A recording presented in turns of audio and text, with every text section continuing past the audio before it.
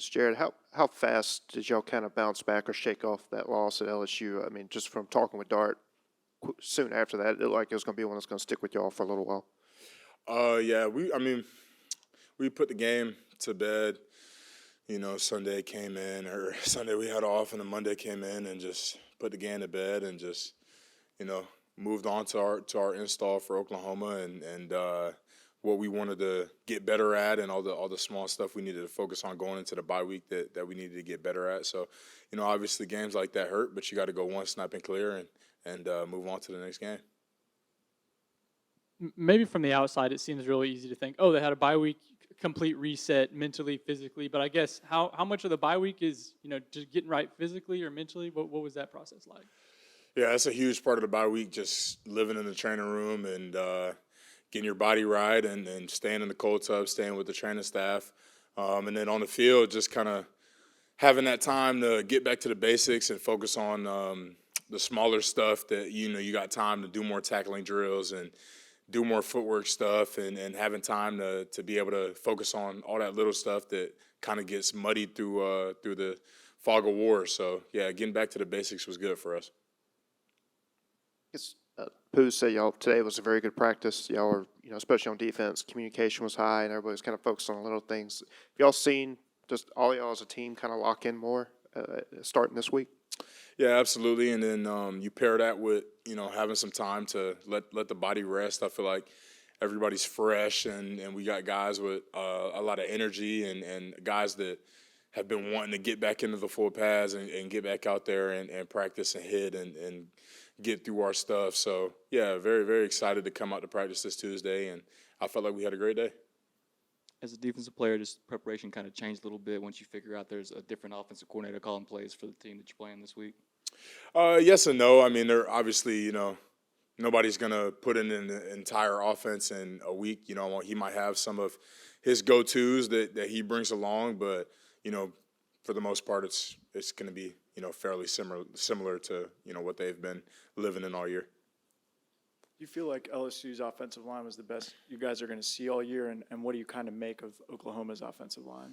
Those were, good players, and I feel like Oklahoma has good players too. So, yeah, we just are trying to go in every week with our coaching points and our breakdown of the pass protection and the run schemes and do what the coaches tell us to do, man. To play blocks how the coaches are telling us to play blocks, run the plays that the coaches want us to run. So, for that, we can run against anybody.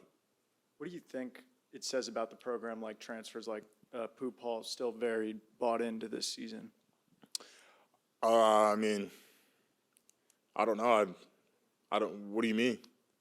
I guess, are you seeing a lot of these new transfers? It seems like with this year's class, you guys pushed all the chips to the table. Do you still see, it seems like he's bought in, do you still see a lot of those defensive transfers bought into what? I don't think I see any quitters is what I feel like you're kind of insinuating. I don't feel like there were any quitters on teams in the past from any losses. I don't feel like I've ever been on teams here with guys like that who would just quit on you mid-season because of a loss.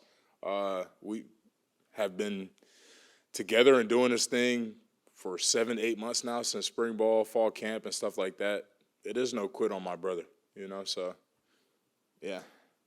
Do you think that speaks to the character of transfers you guys seek? I just think that, they're good dudes. They're solid guys. I think that speaks to the culture we have set in place, and they assimilate to it quick.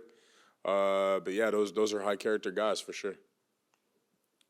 I'm writing something on JJ, and I was just curious, is there an element to when he gets a carry or when he gets a touchdown, does it feel like the whole line scores a touchdown? Or I guess, what's that like for the rest of the guys? No, it definitely gives me some juice, and that next drive going out, we got juice, and, JJ's a superstar, so it kind of brings that superstar element to the defensive side of the ball. Do you have to rep against him much in practice? I don't know how much he's able to practice that or against you guys, against the ones. But yeah, he takes some reps with the offense throughout practice. They don't just call on him on Saturday with no prior experience. So that we get to go against him, and me and TJ the other day were getting into it with him because through all of spring ball and the fall camp, JJ really only got stood up a couple of times.